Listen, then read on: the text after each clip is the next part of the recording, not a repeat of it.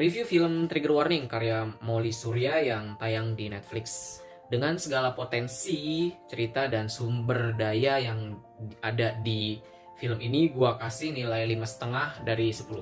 Sebelumnya, supaya kalian bisa menangkap semua argumen gua tentang film ini, gua sarankan kalian terlebih dahulu nonton film karyanya Molly Surya juga yang berjudul Marlina si Pembunuh dalam 4 Babak. Ini alasannya. Trigger Warning bercerita tentang seorang tentara elit yang diperankan Jessica Alba yang harus pulang ke kotanya setelah dia mendengar kabar tentang kematian ayahnya. Tadinya dia cuma mau pulang, terus nguburin ayahnya, terus cabut. Karena sheriff yang juga mantan pacarnya menemukan bukti bahwa ayahnya si Jessica Alba ini tewas karena bunuh diri. Semakin lama ia tinggal, semakin banyak kejanggalan yang ia temukan. Sampai akhirnya ia menemukan sebuah fakta bahwa ayahnya itu nggak meninggal karena bunuh diri, tapi karena dibunuh oleh seseorang. Penyelidikan itu mengantarkan dia pada situasi di mana dia itu harus membalas dendam ke pembunuh ayahnya. Yang ternyata pada akhirnya pelakunya itu bukan cuma satu orang, tapi juga melibatkan banyak orang di kota itu, bahkan salah satu orang terdekatnya, bahkan juga orang atau politisi yang paling berpengaruh di kota tempat tinggalnya. Dengan premis dan latar karakter cerita yang mirip-mirip sama Marlina, sayang banget film ini sama sekali nggak sesuai ekspektasi gua. Gua sebagai seorang penonton yang juga nonton Marlina si Pembunuh dalam 4 Babak berpendapat bahwa film ini nggak sama sekali nggak lebih baik dari Marlina si Pembunuh dalam 4 Babak. Kenapa? Karena dengan premis yang sama dan sumber daya Hollywood, baik dari sisi budget ataupun orang-orang atau tim-tim kreatif yang mengerjakan di belakangnya, kru-krunya dan segala macamnya, film ini harusnya bisa menyamai atau malah seharusnya lebih baik daripada si film Marlina. Tapi sayang yang gue rasakan itu sebagai penonton, film ini jauh dari ekspektasi dan harapan gue. Pertama gue mau bahas dari sisi penceritaan dulu nih.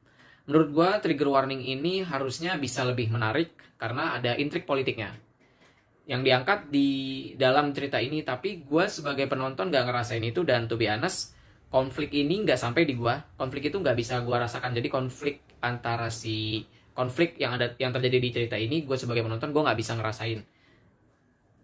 Pace-nya juga berasa banget lambat, kayak banyak draggingnya. Padahal porsi action si Trigger Warning ini lebih banyak daripada porsi action si Marlina. Marlina porsi actionnya lebih sedikit dan gak serame Trigger Warning. Tapi sebagai penonton, gue ngerasa actionnya Marlina itu kerasa lebih intens daripada si Trigger Warning ini.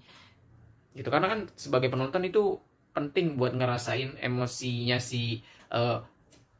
bisa ngerasain penceritaan yang diterjemahkan lewat emosi dari si karakter-karakter atau pemain-pemain yang main di film ini. Dan gue nggak ngerasain emosionalnya yang tersampaikan di cerita si Trigger Warning ini. Terus dari sisi gambar atau picture, menurut gue bahkan Marlina itu lebih bagus sinematografinya dari Trigger Warning.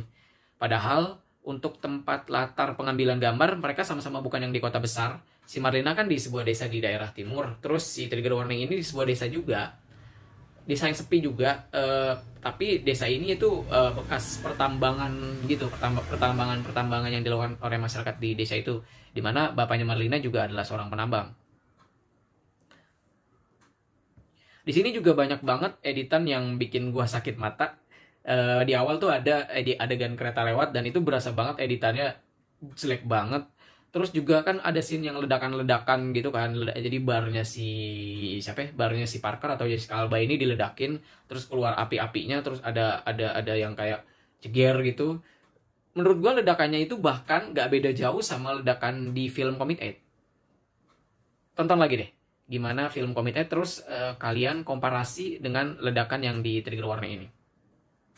Terus selanjutnya dari sisi pemeran atau aktor yang menghidupkan karakter di film ini.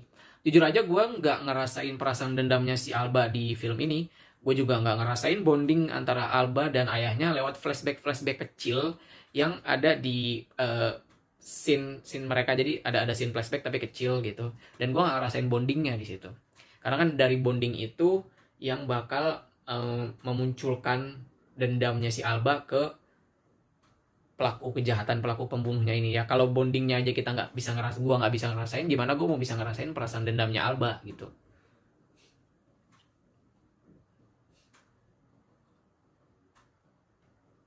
Rasa actionnya juga kurang membuat gue percaya kalau Alba adalah seorang tentara elit yang hebat. Padahal di John Wick tuh dia tuh badass banget, yang barengan sama Keanu Reeves. Dia kan jadi salah satu pemeran juga di John Wick yang banyak dibantu sama anjing-anjing gitu. Di John Wick tuh dia tuh badass banget. Cuman kayak di sini tuh kayak enggak gitu. Cuman kayak ya enggak lah pokoknya, enggak kurang untuk memerankan actionnya gitu. Di sini juga ada scene tokoh utamanya atau si Albanya itu megang-megang golok atau main-mainan golok. Tapi jujur ya, sebagai penonton, gue lebih takut atau ngeri ngelihat Marsha yang memerankan Marlina daripada ngelihat Alba yang memerankan Parker di film ini. Padahal si Alba ini adalah seorang tentara elit, tapi gue sebagai penonton gue ngerasa lebih takut ngelihat Marsha yang memegangkan golok itu. Ya kalau boleh jujur, gue lebih percaya dendamnya, kesalnya, dan sedihnya Marsha waktu meranin Marlina daripada Alba meranin karakter Parker atau tokoh utama di film ini. Mereka tuh jadi punya emosional dan rasa yang sama, tapi gua lebih percaya emosional dan rasa yang sama itu disampaikan oleh Marsha Timothy daripada Jessica Alba. Kesimpulannya, tanpa mengurangi rasa hormat dan kagum gua kepada Molly Surya selaku saudara di film ini, menurut gua film ini jelek. Pendapat ini berdasarkan dengan apa yang dia lakukan di Marlina, terus gue komparasin di film ini. Menurut gue, ini bukan salah si sutradaranya. Gue sebagai penonton yang nonton ini dan Marlina ngerasa kayak sutradara kurang dapat respect yang layak dari para kru dan semua orang yang bekerja di film ini. Kenapa? Karena gue ngerasa treatment sang sutradara nggak bener-bener tereksekusi sesuai kemauannya ke para pemain dan krunya. Jadi sutradara itu punya treatment yang bisa membantu aktor untuk menyampaikan dan menerjemahkan visinya atau isi atau tujuan dari skenario yang diperankan oleh aktor dari sisi teknis ataupun emosionalnya. Jadi setiap sutradara itu punya treatment berbeda-beda. Misalnya naskah ini dieksekusi sama sutradara ini itu akan beda dengan naskah ini dieksekusi sama sutradara itu. Dan treatment Molly sebagai sutradara itu yang gue lihat di Marlina dan treatment yang di sini tuh kayak nggak sampai gitu treatmentnya, atau nggak tereksekusi dengan baik oleh kru ataupun semua orang yang terlibat di dalamnya. Terus juga tadi masalah editing. Ini film dengan embel-embel Hollywood, masa editingnya ya kayak gitu. Menurut gue itu juga karena mereka kurang menghormati sutradaranya ya. Jadi editingnya tuh juga kayak terkesan ngasal. Masa dengan budget dan tim kreatif sebesar itu editingnya sama kayak Comic 8. Gue ngerasa sutradara kita ini masih belum dianggap big deal dan mendapatkan respect yang seharusnya mereka dapatkan sebagai seorang sutradara.